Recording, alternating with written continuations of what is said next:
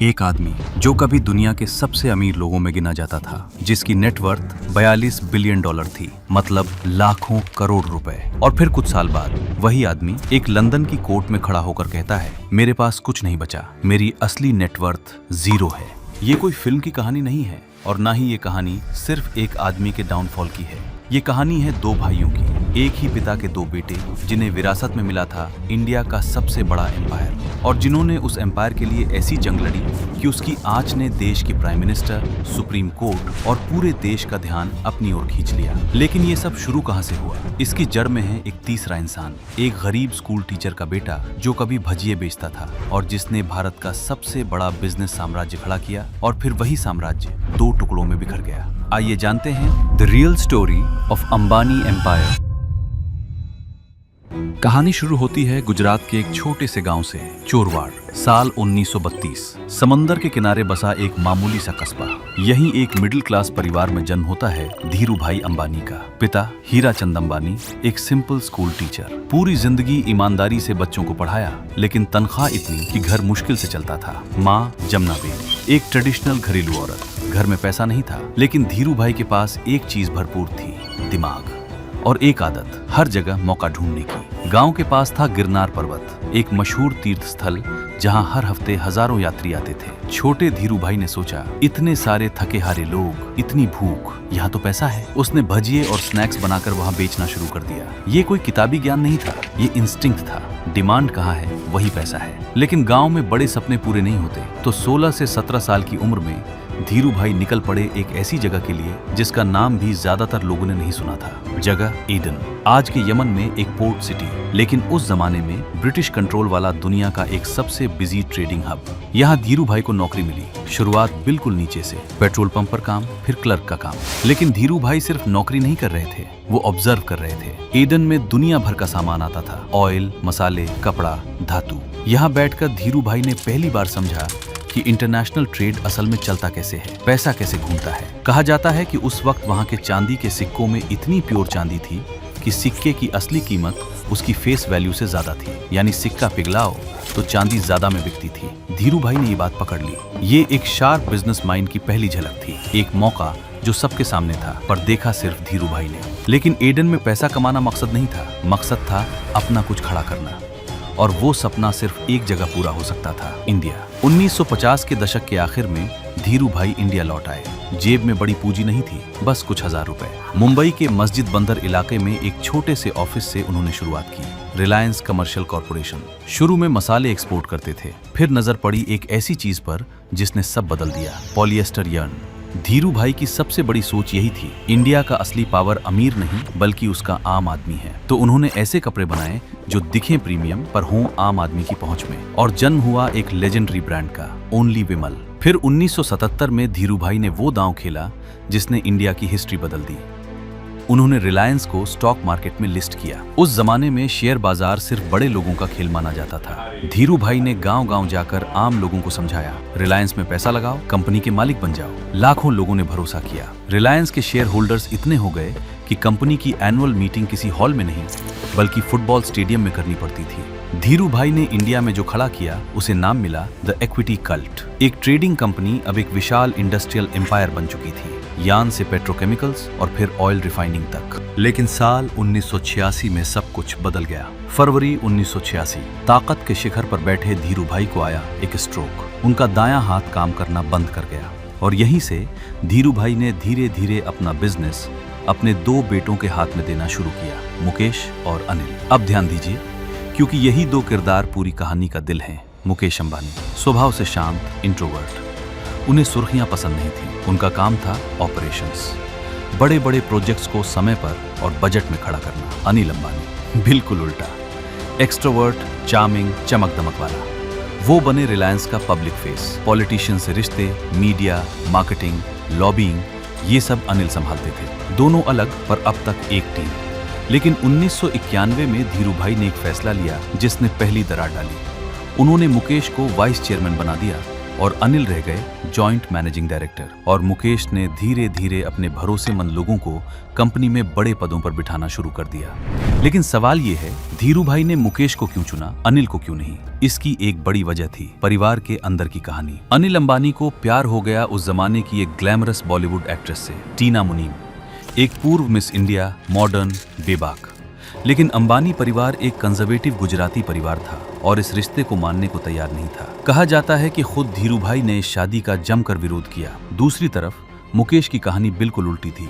उन्होंने उस लड़की से शादी की जिसे उनकी मां कोकिलाबेन ने एक डांस रिसाइटल में देखकर पसंद किया था, नीता। नीता परिवार की असली बहू मानी गई। परिवार के हर बड़े फैसले में उनकी राय ली जाती, जबकि टीना हमेशा एक आउटसाइडर ही रही। आखिरकार 1991 में अनिल और टीना की शादी हुई, पर तब तक परिवार के अंदर दूरियां बन चुकी थी। ये सिर्फ शादी का मसला नहीं था, ये उस गहरी खाई की शुरुआत थी जो आगे चलकर एक पूरे साम्राज्य को 2 टुकड़ों में बांट देने वाली थी। 90 के दशक के आखिर में रिलायंस ने टेलीकॉम सेक्टर में कदम रखा, रिलायंस इंफोकॉम।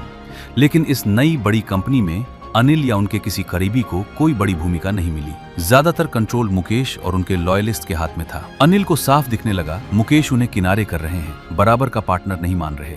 और अनिल का यह भी मानना था कि पॉलिटिशियंस और मीडिया को संभालने वाली उनकी मेहनत की कोई कद्र नहीं हो रही।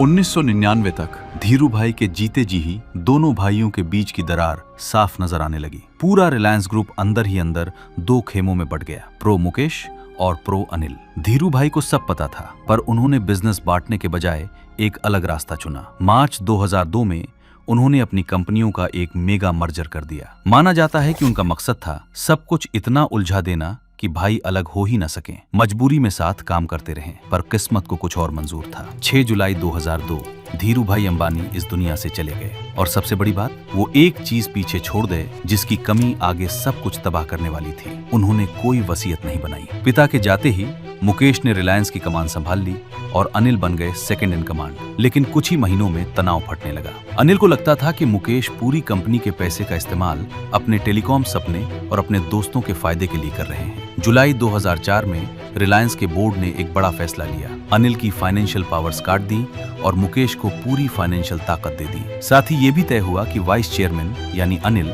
चेयरमैन यानी मुकेश के अंडर काम करेंगे। अनिल समझ गए उन्हें पूरी तरह किनारे किया जा रहा है।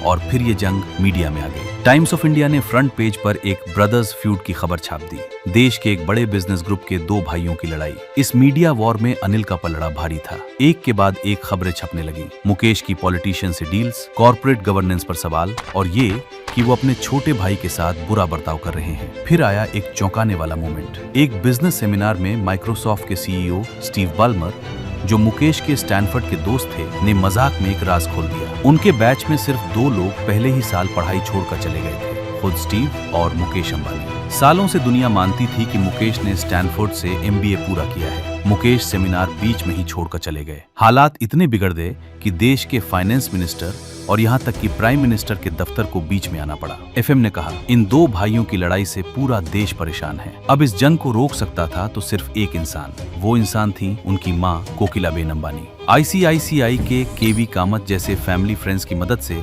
जून 2005 में आखिरकार दोनों भाइयों के बीच एक समझौता हुआ। साम्राज्य 2 हिस्सों में बट गया। मुकेश को मिली flagship companies, Reliance Industries RIL, oil, gas और पेट्रोकेमिकल्स का कोर बिजनेस। अनिल को मिली Reliance Infocomm telecom, Reliance Energy Power और रिलायंस कैपिटल फाइनेंस। मोटे तौर पर मुकेश को मिला साम्राज्य का 60 से 70% और अनिल को 30 से 40%। साथ में एक 10 साल का नॉन कॉम्पिट एग्रीमेंट। एक भाई जिस सेक्टर में है दूसरा उसमें नहीं घुसेगा। ऊपर से लग रहा था कि जंग खत्म। 2007 तक अनिल की नेटवर्थ 3 गुना होकर $45 बिलियन पहुंच गई। मुकेश की 49 बिलियन के लगभग बराबर। दुनिया ने मान लिया, कहानी सुलझ गई। असली जंग तो अभी शुरू ही नहीं हुई थी। मुकेश एक बात से नाराज थे, टेलीकॉम, उनका ड्रीम प्रोजेक्ट, बंटवारे में अनिल के पास चला गया था। वो सही मौके का इंतजार कर रहे थे। मौका आया जनवरी 2008 में, जब अनिल अपनी रिलायंस पावर का IPO लेकर आए। देश का उस वक्त का सबसे बड़ा IPO, जिसमें 12,000 करोड़ रुपए जुटाए गए। पर लॉन्च के अगले ही दिन शेयर मार्केट में धड़ाधड़ बिकने लगे। एक ही दिन में शेयर करीब 20% गिर गया। अनिल ने आरोप लगाया कि ये मुकेश से जुड़ी कंपनियां कर रही हैं। उन्होंने सेबी से शिकायत की कि अलॉटमेंट के सिर्फ 4 मिनट के अंदर मॉरिशस की 7 कंपनियों ने शेयर्स बेचने शुरू कर दिए और इन कंपनियों के तार मुकेश से जुड़े थे, क्योंकि अगर ये शेयर चढ़ता तो अनिल मुकेश से भी अमीर हो जाते। ये अनिल के लिए पहला बड़ा झटका था, पर आखिरी नहीं। इसके बाद आया MTN डील का झटका। अनिल की रिलायंस कम्युनिकेशंस साउथ अफ्रीका की टेलीकॉम कंपनी MTN के साथ मर्ज होने वाली थी और इस डील से अनिल फिर मुकेश से अमीर हो जाते, पर मुकेश ने उसी पुराने फैमिली एग्रीमेंट का हवाला देकर इसे रुकवा दिया। MTN 2 भाइयों की लड़ाई से डरकर डील से पीछे हट गई। फिर दिल्ली और मुंबई एयरपोर्ट के बड़े कॉन्ट्रैक्ट्स, जहां अनिल की कंपनी सबसे ऊंची बोली लगाकर भी बाहर हो गई। अनिल को यकीन हो चला था उनकी हर बिजनेस नाकामी के पीछे एक ही हाथ है, मुकेश का। लेकिन सबसे बड़ी जंग अभी बाकी थी, द गैस वॉर्स। 2005 के बंटवारे में गैस निकालने का बिजनेस गया मुकेश के पास और बिजली बनाने का बिजनेस अनिल के पास। अब समस्या ये थी, अनिल को अपना पावर प्लांट चलाने के लिए गैस चाहिए था और वो गैस था मुकेश के पास। समझौते में मुकेश ने वादा किया था गैस देंगे $2.34 प्रति यूनिट के दाम पर 17 साल तक, पर जल्द ही दोनों इसी दाम पर भिड़ गए। मामला सरकार तक पहुंचा। सरकार ने कहा नेचुरल गैस देश की संपत्ति है, इसका दाम अंबानी नहीं सरकार तय करेगी। और सरकार ने दाम तय किया $4.21, यानी लगभग 2 गुना। अनिल ने आरोप लगाया कि सरकार मुकेश के फायदे के लिए ये कर रही है। उनकी कंपनियों ने अखबारों में फ्रंट पेज एड्स तक छाप दिए। मामला बॉम्बे हाई कोर्ट से होते हुए सुप्रीम कोर्ट पहुंचा। इसी दौर में कुछ बेहद सेंसेशनल आरोप और कॉन्स्पिरेसी थियरीज भी हवा में थी, जिनमें एक किताब में छपा एक सैबोताज का दावा भी शामिल था। लेकिन इनमें से कुछ भी कभी कोर्ट में साबित नहीं हुआ और दोनों खेमे एक दूसरे पर इल्जाम लगाते रहे। आखिरकार सुप्रीम कोर्ट का फैसला आया, गैस सरकार की संपत्ति है, दाम सरकार तय करेगी, अंबानी भाई नहीं। ये अनिल के लिए तीसरा बड़ा झटका था। इस फैसले से मुकेश को अरबों का फायदा और अनिल को अरबों का नुकसान। फैसले के बाद दोनों भाइयों ने वो 10 साल का नॉन कॉम्पीट एग्रीमेंट भी खत्म कर दिया, पर तब तक अनिल का साम्राज्य अंदर से दरकने लगा था। अनिल के पास एक बूमिंग बिजनेस बचा था, टेलीकॉम, पर यही सबसे बड़ी मार पड़ी। मजे की बात यह है कि टेलीकॉम की सबसे बड़ी गलती की थी मुकेश ने, पर उसकी सजा भुगती अनिल ने। जब 2002 में ये बिजनेस शुरू हुआ था तो 2 तरह की टेक्नोलॉजी थी, GSM और CDMA। मुकेश ने चुनी CDMA, पर एयरटेल जैसी बाकी कंपनियों ने चुनी GSM। दिक्कत ये थी कि CDMA सिर्फ 2G और 3G चला सकती थी, 4G नहीं। तो जब बंटवारे में ये कमजोर पत्ता अनिल के हाथ आया तो उन्हें पूरा नेटवर्क बदलने के लिए अरबों रुपए चाहिए थे। कर्ज बढ़ने लगा। 2G स्पेक्ट्रम स्कैम में भी उनकी एक कंपनी का नाम घसीटा गया और फिर आया वो तूफान जिसने सब खत्म कर दिया, रिलायंस जियो।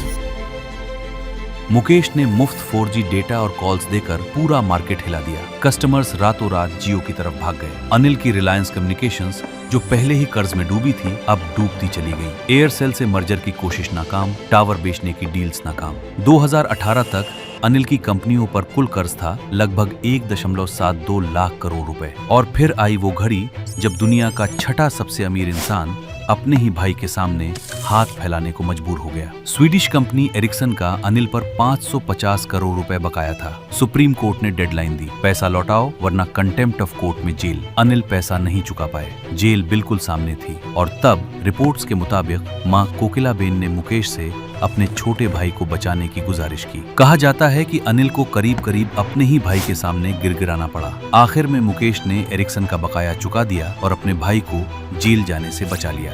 2019 में अनिल की रिलायंस कम्युनिकेशंस दिवालिया घोषित हो गई। उसकी संपत्तियां कर्ज चुकाने के लिए बेची जाने लगी। और फिर वो मोमेंट जिससे हमने ये कहानी शुरू की थी, लंदन के एक कोर्ट में चाइना के 3 सरकारी बैंक्स के एक केस में अनिल अंबानी खड़े होकर कहते हैं, मेरी इन्वेस्टमेंट्स की कीमत खत्म हो चुकी है, आज मेरी असली नेटवर्थ 0 है, बेचने के लिए मेरे पास कुछ नहीं बचा। एक आदमी जो कभी $42 बिलियन का मालिक था। बाद में सेबी ने भी अनिल अंबानी पर फंड्स की हेराफेरी के आरोप में शेयर मार्केट से 5 साल का बैन लगा दिया। और जो शख्स कभी हर पार्टी, हर मैगजीन कवर पर रहता था, वो धीरे धीरे पब्लिक की नजरों से गायब हो गया।